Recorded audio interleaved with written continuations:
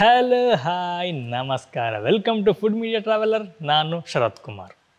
ಸ್ನೇಹಿತರೆ, ನನಗೆ ತುಂಬ ದಿನದಿಂದ ಒಂದು ಆಸೆ ಇತ್ತು, ಒಂದು ಸ್ಪೆಷಲ್ ಡಿಶ್ ಮಾಡಬೇಕು ಅಂತ ಹೇಳಿ. ಅದು ಚಿಕನ್ ತಂದೂರಿ. ಚಿಕನ್ ತಂದೂರಿ ಸಣ್ಣ ಸಣ್ಣ ಪೀಸಲ್ಲ, ಇಡೀ ಚಿಕನ್ನ ತಂದೂರಿ ಮಾಡಬೇಕು ಅನ್ನೋದು ನಿಮಗೆ ತೋರಿಸ್ಬೇಕು ಅಂತೇಳಿ ತುಂಬ ದಿನಗಳ ಆಸೆ ಇತ್ತು. ಬಟ್ ಅದಕ್ಕೆ ಸರಿಯಾದಂಥ ಜಾಗ ಸಿಗ್ತಾ ಇರಲಿಲ್ಲ. ಕೊನೆಗೂ ಆ ಕಾಲ ಕೂಡಿ ಬಂದಿದೆ. ನಾನಿವತ್ತು ನಿಮಗೆ ಸ್ಪೆಷಲ್ ಆಗಿರುವಂತಹ ಚಿಕನ್ ತಂದೂರಿನ ಹೇಗೆ ಮಾಡೋದು ತೋರಿಸ್ಕೊಡ್ತೀನಿ. ಅದೇ ರೀತಿ ಇದಕ್ಕೆ ಬೇಕಾದಂತಹ ಮಸಾಲವನ್ನು ಯಾವ ರೀತಿ ಮಾಡ್ಕೊಳ್ಳೋದು ಅದನ್ನು ಸಹ ತೋರಿಸ್ಕೊಡ್ತೀನಿ. ಅದಕ್ಕಿಂತ ಮುಂಚೆ ನೀವು ನಮ್ಮ ಚಾನಲ್ಗೆ ಹೊಸಬರಾಗಿದ್ದರೆ ದಯವಿಟ್ಟು ಸಬ್ಸ್ಕ್ರೈಬ್ ಮಾಡ್ಕೊಳ್ಳಿ. ಹಾಗೆಯೇ ಪಕ್ಕದಲ್ಲಿ ಬೆಲ್ ಐಕನ್ನ ಕ್ಲಿಕ್ ಮಾಡಿ ಆಲ್ ಆಪ್ಷನ್ನ ಸೆಲೆಕ್ಟ್ ಮಾಡ್ಕೊಳ್ಳಿ. ನಮ್ಮ ಇದೇ ರೀತಿಯ ಪ್ರತಿಯೊಂದು ವಿಡಿಯೋಗಳ ನೋಟಿಫಿಕೇಶನ್ ಪಡಿಬೋದು. ಹಾಗೆಯೇ ವಿಡಿಯೋನ ಮಿಸ್ ಮಾಡದೆ ಮೊದಲು ನೀವು ನೋಡ್ಬೋದು. ಸ್ನೇಹಿತರೆ, ನಿಮ್ಮಲ್ಲಿ ತುಂಬ ಜನ ಈ ಚಿಕನ್ ತಂದೂರಿ ತಿಂದಿರ್ತೀರಿ. ನಾನು ಸಹ ತಿಂದಿದ್ದೀನಿ, ಬಟ್ ಮಾಡಿರಲಿಲ್ಲ. ನಾನು ಬೆಂಗಳೂರಲ್ಲಿರುವಾಗ ಈ ಚಿಕನ್ ತಂದೂರಿನ ತಿಂದಿದ್ದೆ. ಅದರ ರುಚಿ ತುಂಬ ಚೆನ್ನಾಗಿರುತ್ತೆ. ಇವಾಗಲೂ ನೆನೆಸ್ಕೊಂಡ್ರೆ ಬಾಯಲ್ಲಿ ನೀರು ಬರುತ್ತೆ. ಯಾರೆಲ್ಲ ಚಿಕನ್ನ ಇಷ್ಟಪಡ್ತೀರೋ ಅಂಥವ್ರು ಹೆಚ್ಚಾಗಿ ಚಿಕನ್ ತಂದೂರಿನ ತಿಂದಿರ್ತೀರಿ. ಆ್ಯಕ್ಚುಲಿ ಈ ಚಿಕನ್ ತಂದೂರಿಗೆ ಒಂದು ಸಣ್ಣ ಕಥೆ ಇದೆ, ಇದು ಹೇಗೆ ಶುರುವಾಯಿತು ಅನ್ನೋದು. ಈ ಚಿಕನ್ ತಂದೂರಿ ಮೂಲತಃ ಶುರುವಾಗಿದ್ದು ಪಂಜಾಬ್ನಲ್ಲಿ. ಆದರೆ ಇದು ಫೇಮಸ್ ಆದ್ದು ನ್ಯೂ ಡೆಲ್ಲಿಲಿರುವಂತಹ ಮೋತಿ ಮಹಲ್ ಎನ್ನುವ ಒಂದು ಹೋಟೆಲ್ನಲ್ಲಿ. ಅಲ್ಲಿಂದ ಈ ಚಿಕನ್ ತಂದೂರಿ ಪ್ರಸಿದ್ಧಿ ಪಡೆಯುತ್ತೆ, ನಮ್ಮ ಇಡೀ ದೇಶದಲ್ಲಿ ಹೆಸರು ಮಾಡುತ್ತೆ. ಇದೇ ರೀತಿ ಕೆಲವೊಂದು ಡಿಶ್ಗಳಿಗೆ ಹಿನ್ನೆಲೆಗಳಿವೆ. ನಾವಿವತ್ತು ನಮ್ಮ ರೆಸಿಪಿನ ಮುಂದುವರ್ಸೋಣ. ನಾವು ಚಿಕನ್ ತಂದೂರಿ ಮಾಡಲಿಕ್ಕೆ ಮೊದಲು ಬೇಕಾಗಿರುವಂಥದ್ದು ಮಸಾಲೆ. ಬನ್ನಿ, ನಾವು ಮೊದಲು ಮಸಾಲೆ ಮಾಡೋದು ಹೇಗೆ ಅನ್ನೋದನ್ನ ನೋಡ್ಕೊಂಬರೋಣ. ಸ್ನೇಹಿತರೆ, ನಾವಿವಾಗ ತಂದೂರಿ ಚಿಕನ್ ಮಾಡಲಿಕ್ಕೆ ನಾವು ಮೊದಲು ಪೌಡರ್ ಮಾಡ್ಕೋಬೇಕು, ಅಂದರೆ ಮಸಾಲೆ ಮಾಡ್ಕೋಬೇಕು. ಆ್ಯಕ್ಚುಲಿ ನಾವು ಯಾವುದೇ ಅಂಗಡಿ ಮಸಾಲೆಗಳನ್ನ ಯೂಸ್ ಮಾಡ್ತಾ ಇಲ್ಲ, ನಾವೇ ಇಲ್ಲಿ ಮಸಾಲವನ್ನು ಮಾಡುವ ಅಂತೇಳಿ ರೆಡಿ ಇಟ್ಕೊಂಡಿದ್ದೇವೆ. ಇದಕ್ಕೆ ಬೇಕಾಗಿರುವಂಥದ್ದು 3 ಟೇಬಲ್ ಸ್ಪೂನ್ ಅಷ್ಟು ಕೊತ್ತಂಬರಿ, 1 ಟೇಬಲ್ ಸ್ಪೂನ್ ಜೀರಿಗೆ, ಒಂದು ಸ್ವಲ್ಪ ಬಿರಿಯಾನಿ ಎಲೆ, ಹಾಗೆ ಒಂದು 1/4 ಟೀ ಸ್ಪೂನ್ ಅಷ್ಟು ಮೆಂತೆ, 1 ಟೀ ಸ್ಪೂನು ಕಾಳುಮೆಣಸು, 1 ಟೇಬಲ್ ಸ್ಪೂನ್ ಅಷ್ಟು ಕಸ್ತೂರಿ ಮೇಥಿ, 1 ಟೀ ಸ್ಪೂನ್ ಅಷ್ಟು ಸೋಂಪು, ಹಾಗೆ ಒಂದು 10 ಲವಂಗ, 1.5 ಟೀ ಸ್ಪೂನ್ ಅಷ್ಟು ಅರಶಿನ, ಹಾಗೆಯೇ ಒಂದು 3 ಪೀಸು ಕೆತ್ತೆ, ಹಾಗೆಯೇ ಒಂದು ಅರ್ಧ ಜಾಯಿಕಾಯಿ, ಅದ್ರ ಜೊತೆಗೇ ಒಂದು 2 ಹಿಡಿಯಷ್ಟು ಬ್ಯಾಡಗಿ ಮೆಣಸು. ನಾವಿಲ್ಲಿ ಸುಮಾರು 7 ಬೆಳ್ಳುಳ್ಳಿ ತೊಗೊಂಡಿದ್ದೇವೆ. ಇದು ಬೆಳ್ಳುಳ್ಳಿ ಆ್ಯಕ್ಚುಲಿ ನಮ್ಗೆ ಇಲ್ಲಿ ಕಮ್ಮಿ ಆಗುತ್ತೆ. ನಾವು ಇದಕ್ಕೆ ಶುಂಠಿ ಮತ್ತು ಬೆಳ್ಳುಳ್ಳಿ ಪೇಸ್ಟ್ ಹಾಕೋದ್ರಿಂದ ನಾವು ಇಷ್ಟೇ ಬೆಳ್ಳುಳ್ಳಿನ ತಗೊಂಡಿದ್ದೇವೆ. ಸ್ನೇಹಿತರೆ, ಆ್ಯಕ್ಚುಲಿ ನಾವು ಈ ಮೆಣಸನ್ನು ಕ್ಲೀನಾಗಿ ತೊಳೆದು ಇಟ್ಕೊಂಡಿದ್ದೇವೆ. ಇದನ್ನು ನಾವೀಗ ಮಿಕ್ಸಿ ಜಾರಿಗೆ ಹಾಕೊಳ್ತಿದ್ದೇವೆ. ಇದನ್ನು ಚೆನ್ನಾಗಿ ರುಬ್ಕೋಬೇಕು. ನಮ್ಗೆ ಎಲ್ಲ ಮಸಾಲೆಗಳನ್ನ ಒಟ್ಟಿ ಹಾಕಲಿಕ್ಕೆ ಸ್ವಲ್ಪ ಕಷ್ಟ ಆಗುತ್ತೆ. ಹಾಗಾಗಿ ಸ್ವಲ್ಪ ಫಸ್ಟಿಗೆ ಮೆಣಸನ್ನು ರುಬ್ಕೊಳ್ಳೋಣ, ನಂತರ ಬೇರೆ ಉಳಿದಂಥ ಮಸಾಲೆಗಳನ್ನು ರುಬ್ಕೊಂಡ್ರೆ ಆಯಿತು. ನಾವೀಗ ಸ್ವಲ್ಪ ಇದನ್ನ ರುಬ್ಕೊಂಡಿದ್ದೇವೆ. ಈಗ ನಾವು ಇದಕ್ಕೆ ನೀರನ್ನು ಹಾಕೋದಿಲ್ಲ, ಅದಕ್ಕೋಸ್ಕರವಾಗಿ ಮೊಸರನ್ನು ಹಾಕೊಳ್ತಿದ್ದೇವೆ. ಸುಮಾರು ಈ ಲೋಟದಲ್ಲಿ 1 ಲೋಟದಷ್ಟು ಮೊಸರನ್ನು ನಾವು ಹಾಕೊಂಡಿದ್ದೇವೆ. ಹೆಚ್ಚು ಕಮ್ಮಿ ಒಂದು 150 ಗ್ರಾಮ್ನಷ್ಟು ಮೊಸರನ್ನು ನಾವಿಗೆ ತಗೊಂಡಿದ್ದೇವೆ. ಈಗ ಇದನ್ನು ಚೆನ್ನಾಗಿ ರುಬ್ಕೊಳ್ಳೋಣ. ನೋಡಿ, ಈಗ ನಾವು ಪುನಃ ರುಬ್ಕೊಂಡಿದ್ದೇವೆ. ಇನ್ನು ಉಳಿದಿರುವಂಥ ಮಸಾಲೆಗಳನ್ನು ಇದಕ್ಕೆ ಹಾಕೊಳ್ಳೋಣ. ನಾವು ಆವಾಗಲೇ ತೋರಿಸಿದ್ವಲ್ಲ, ಎಲ್ಲ ಮಸಾಲವನ್ನು ಈಗ ಮಿಕ್ಸಿ ಹಾಕಿ ಕ್ಲೀನಾಗಿ ರುಬ್ಕೋಬೇಕು. ಇದಕ್ಕೆ ಸಹ ನೀರು ಹಾಕೊಳ್ತಿಲ್ಲ, ಇದಕ್ಕೆ ಸಹ ನಾವೀಗ ಮೊಸರನ್ನು ಹಾಕೊಳ್ತಿದ್ದೇವೆ. ನೋಡಿ, ಸೇಮ್ ಲೋಟದಲ್ಲಿ. ಈಗ ನಾವು ಹೆಚ್ಚು ಕಮ್ಮಿ ಇದಕ್ಕೆ ಸುಮಾರು ಒಂದು 400 ಗ್ರಾಮ್ನಷ್ಟು, ಅಂದರೆ 400 ml ಮೊಸರನ್ನು ಹಾಕಿದಾಗ ಆಗುತ್ತೆ. ಇಷ್ಟು ಮೊಸರನ್ನು ಹಾಕಿ ಕ್ಲೀನಾಗಿ ರುಬ್ಕೋಬೇಕು. ಸ್ನೇಹಿತರೆ, ಇವತ್ತು ನಾವು ಚಿಕನ್ ತಂದೂರಿ ಮಾಡಲಿಕ್ಕೆ ಇಡೀ ಒಂದು ಕೋಳಿಯನ್ನು ತಗೊಂಡಿದ್ದೇವೆ. ನೋಡಿ, ಕ್ಲೀನಾಗಿ ಎಲ್ಲ ವಾಶ್ ಎಲ್ಲ ಆಗಿದೆ. ಒಳ ತೋರ್ಸ,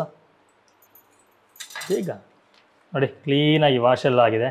ಇದಕ್ಕೆ ನಾವೀಗ ಜಸ್ಟ್ ಕೆಲವು ಕಟ್ಸ್ಗಳನ್ನ ಮಾರ್ಕ್ಗಳನ್ನ ಮಾಡ್ಕೊಳ್ಳೋಣ. ಯಾಕಂದರೆ ಮಸಾಲವನ್ನು ಕ್ಲೀನಾಗಿ ಆಗ ಹೀರುತ್ತೆ, ಇಲ್ಲಂತಂದರೆ ಹೀರೋದಿಲ್ಲ. ನೋಡಿ, ಈ ರೀತಿಯಾಗಿ ಕ್ಲೀನಾಗಿ ಎಲ್ಲ ಸ್ವಲ್ಪ ಕಟ್ ಮಾಡಿಕೊಂಡ್ರೆ ಸಾಕು.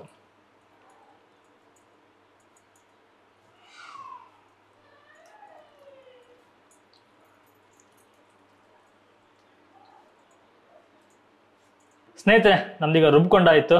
ನಾವೀಗ ಮಸಾಲೆಯನ್ನು ಒಂದು ಪಾತ್ರೆಗೆ ಹಾಕಿ ಇಡ್ತೇವೆ.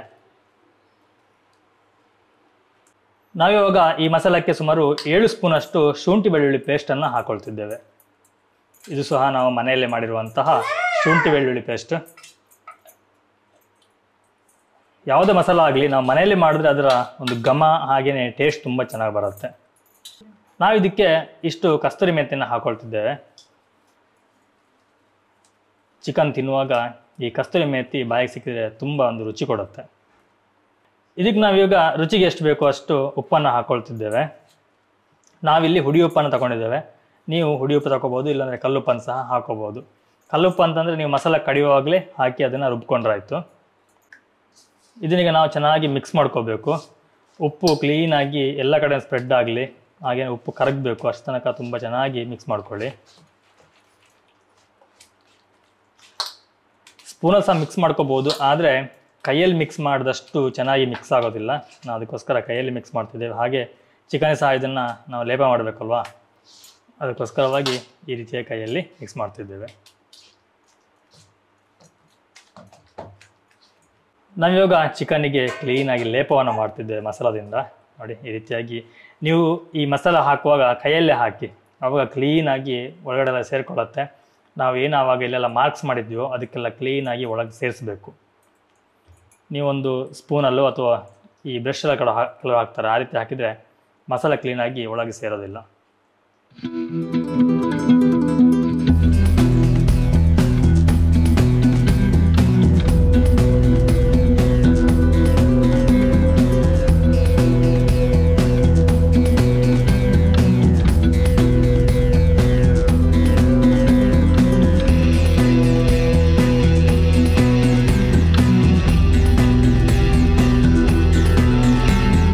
ನಾವಿವಾಗ ಇದಕ್ಕೆ ತೆಳುವಾಗಿ ಹಚ್ಚಿದ್ದೇವೆ, ಯಾಕಂತಂದರೆ ಒಮ್ಮೆ ಇದನ್ನ ಬೇಯಿಸ್ಕೋಬೇಕು. ನಾವು ಇದನ್ನು ಕೆಂಡದಲ್ಲಿ ಮಾಡುವ ಅಂಥೇಳಿ ಪ್ಲ್ಯಾನು. ಅದ್ರ ಮುಂಚೆ ಕ್ಲೀನಾಗಿ ಬೇಯಿಸ್ಕೊಂಡ್ರೆ ಚೆನ್ನಾಗಿ ಬೇಯುತ್ತೆ, ಇಲ್ಲಾಂದರೆ ಸರಿಯಾಗಿ ಬೇಯೋದಿಲ್ಲ. ಅದಕ್ಕೋಸ್ಕರವಾಗಿ ಇದನ್ನೀಗ ನಾವು ತೆಳುವಾಗಿ ಲೇಪನವನ್ನು ಮಾಡಿದ್ದೇವೆ. ಈಗ ಇದನ್ನು ನಾವು ಮುಚ್ಚಿ ಇಡೋಣ. ಸುಮಾರು 4 ಗಂಟೆಗಳ ಕಾಲ ಇದನ್ನು ನಾವು ಮುಚ್ಚಿ ಬಿಡಬೇಕು, ಆಗ ಕ್ಲೀನಾಗಿ ಮಸಾಲೆ ಎಲ್ಲ ಹೀರ್ಕೊಳ್ಳುತ್ತೆ.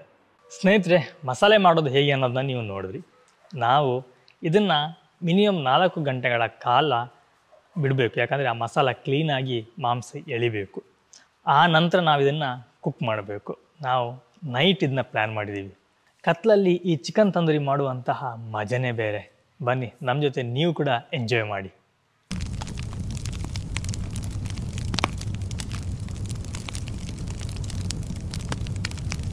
ಸ್ನೇಹಿತರೆ ನೋಡಿ, ನಾವು ಚಿಕನ್ ಆಲ್ರೆಡಿ ಈಗ ಒಂದು ಕೋಲಿಗೆ ಸಿಕ್ಕಿಸಿದ್ದೇವೆ. ಇದನ್ನೀಗ ನಾವು ಫುಲ್ಲಾಗಿ ಫ್ರೈ ಮಾಡ್ಕೋಬೇಕು ಬೆಂಕಿಲಿ. ಆದರೆ ನಾವು ಇದನ್ನು ಸ್ವಲ್ಪ ಆಲ್ರೆಡಿ ಬೇಯಿಸ್ಕೊಂಡಿದ್ದೇವೆ, ಯಾಕಂದರೆ ಬೆಂಕಿಲಿ ಸರಿಯಾಗಿ ಬೇಯೋದಿಲ್ಲ ಅಂಥೇಳಿ. ಈಗ ನಾವು ಸರಿಯಾಗಿ ಇದನ್ನು ಬೆಂಕಿಗೆ ಇಟ್ಟು ಬೇಯಿಸುವ. ನೋಡಿ, ಈ ರೀತಿಯಾಗಿ ಬೆಂಕಿ ಹಾಕಿದ್ದೇವೆ ಕೆಳಗಡೆ. ಕ್ಲೀನಾಗಿ ನಮ್ಮ ಚಿಕನ್ನು ಇಲ್ಲಿಂದ ಬೇಯ್ತಾ ಇದೆ. ನಾವಿದನ್ನೀಗ ಸುತ್ತ ಈ ರೀತಿಯಾಗಿ ಟರ್ನ್ ಮಾಡ್ತಾ ಇರಬೇಕು. ಆವಾಗ ಎಲ್ಲ ಕಡೆನೂ ಬೆಂಕಿಯ ಗಾವು ಕ್ಲೀನಾಗಿ ಬೀಳುತ್ತೆ, ಹಾಗೆ ಚೆನ್ನಾಗಿ ಬೇಯುತ್ತೆ.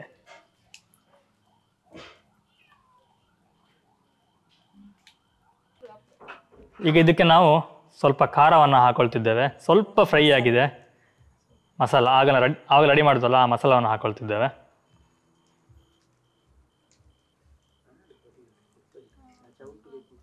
ನಾವು ಆ್ಯಕ್ಚುಲಿ ಈ ಬಾಳೆ ಎಲೆಯ ದಂಡನ್ನು ತಗೊಂಡಿದ್ದೇವೆ, ಅದರಲ್ಲಿ ಹಚ್ಚಿತಿರುವಂಥದ್ದು.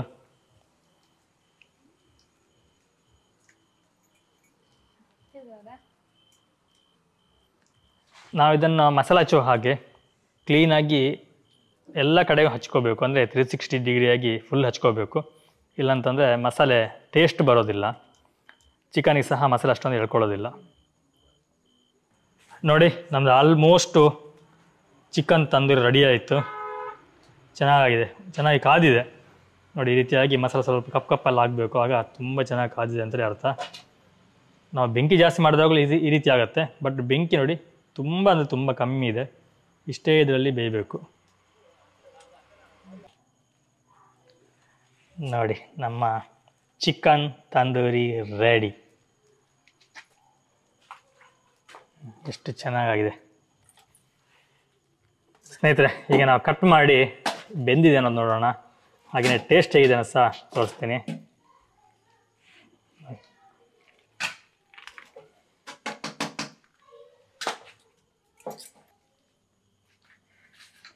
ನೋಡಿ, ಚಿಕನ್ ಸಾಮೆ ತೆಗೆದಿದ್ದಾಳೆ, ತಿಂದು ಟೇಸ್ಟ್ ಹೇಗಿದೆ ಅಂತೇಳಿ.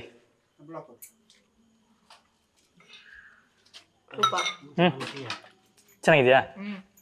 ಚೆನ್ನಾಗಿ ಬೆಂದಿದೆ ಅಲ್ಲ? ಚೆನ್ನಾಗಿ ಬೆಂದಿದೆ. ಉಪ್ಪು ಹುಳಿ ಖಾರ ಚೆನ್ನಾಗಿದೆ. ಒಮ್ಮೆ ಟ್ರೈ ಮಾಡಿ. ನಾವು ಟೇಸ್ಟ್ ಮಾಡೋ ಮುಂಚೆ ಲಿಂಬೆಹಣ್ಣನ್ನು ಹಾಕೊಳ್ಳೋಣ. ಲಿಂಬೆಹಣ್ಣು ಹಾಕಿ ಆಮೇಲೆ ಟೇಸ್ಟ್ ನೋಡಬೇಕು.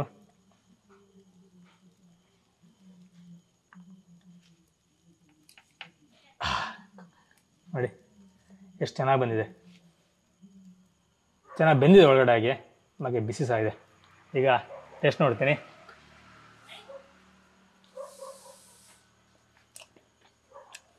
ತುಂಬ ಚೆನ್ನಾಗಿದೆ, ಚೆನ್ನಾಗಿ ಬೆಂದಿದೆ.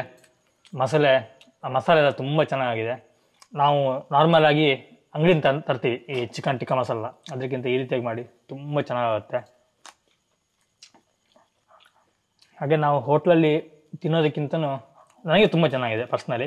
ಬಟ್ ಕೆಲವ್ರಿಗೆ ಇಷ್ಟ ಆಗದೆ ಇರ್ಬೋದು, ಬಟ್ ನನಗೆ ತುಂಬ ಚೆನ್ನಾಗಿ ಅನ್ನಿಸ್ತು. ನೀವು ಸಹ ಮನೇಲಿ ಟ್ರೈ ಮಾಡಿ. ಹಾಗೆಯೇ ನಿಮ್ಗೆ ಹೇಗೆ ಅನ್ನಿಸ್ತು ಅನ್ನೋದನ್ನ ಕಮೆಂಟಲ್ಲಿ ತಿಳಿಸಿ. ಈ ರೀತಿಯಾಗಿ ಹೆಚ್ಚಾಗಿ ಈ ಲಾಕ್ಡೌನ್ ಟೈಮಲ್ಲಿ ತುಂಬ ಜನ ಮಾಡಿ ತಿಂದಿದ್ದಾರೆ. ಯಾರಿಗೆಲ್ಲ ಅದರ ಅನುಭವ ಆಗಿದೆ ಅನ್ನೋದನ್ನು ಸಹ ನಮಗೆ ತಿಳಿಸಿ. ಈಗ ನಮ್ಮ ಕೇಶವಣ್ಣ ಇದ್ದಾರೆ, ನೋಡೋಣ ಟೇಸ್ಟ್ ಹೇಗಿದೆ ಅಂತ ಹೇಳಿ ಕೇಳುವ. ತೆಗಿ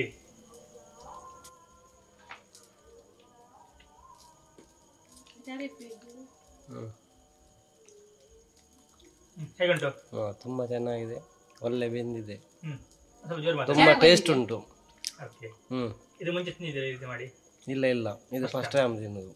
ಚೆನ್ನಾಗಿಸ್ತಾ? ಚೆನ್ನಾಗಿದೆ, ಒಳ್ಳೆ ಬೆಂದಿದೆ, ಚೆನ್ನಾಗಿದೆ, ಒಳ್ಳೆ ಟೇಸ್ಟ್ ಇದೆ. ಸ್ನೇಹಿತರೆ ನೋಡಿದ್ರಲ್ಲ, ಇದಿಷ್ಟು ತುಂಬ ರುಚಿಯಾಗಿ ತುಂಬ ಫೇಮಸ್ ಆಗಿರುವಂತಹ ಚಿಕನ್ ತಂದೂರಿ ಮಾಡುವಂಥ ರೆಸಿಪಿ ಆಗಿತ್ತು. ಹಾಗೆಯೇ ಅದರ ಮಸಾಲದ ರೆಸಿಪಿ ಕೂಡ ಆಗಿತ್ತು. ಈ ವಿಡಿಯೋ ನಿಮಗೆ ಇಷ್ಟ ಆಗಿದೆ ಅಂದ್ಕೊಳ್ತೀನಿ. ಇಷ್ಟ ಆಗಿದೆ ಒಂದು ಲೈಕ್ ಕೊಡಿ, ಇಷ್ಟ ಆಗಿಲ್ಲ ಡಿಸ್ಲೈಕ್ ಕೊಟ್ಬಿಡಿ. ಹಾಗೆಯೇ ನಿಮ್ಮ ಫ್ರೆಂಡ್ಸ್ ಆ್ಯಂಡ್ ಫ್ಯಾಮಿಲಿ ಜೊತೆ ಶೇರ್ ಮಾಡಿ.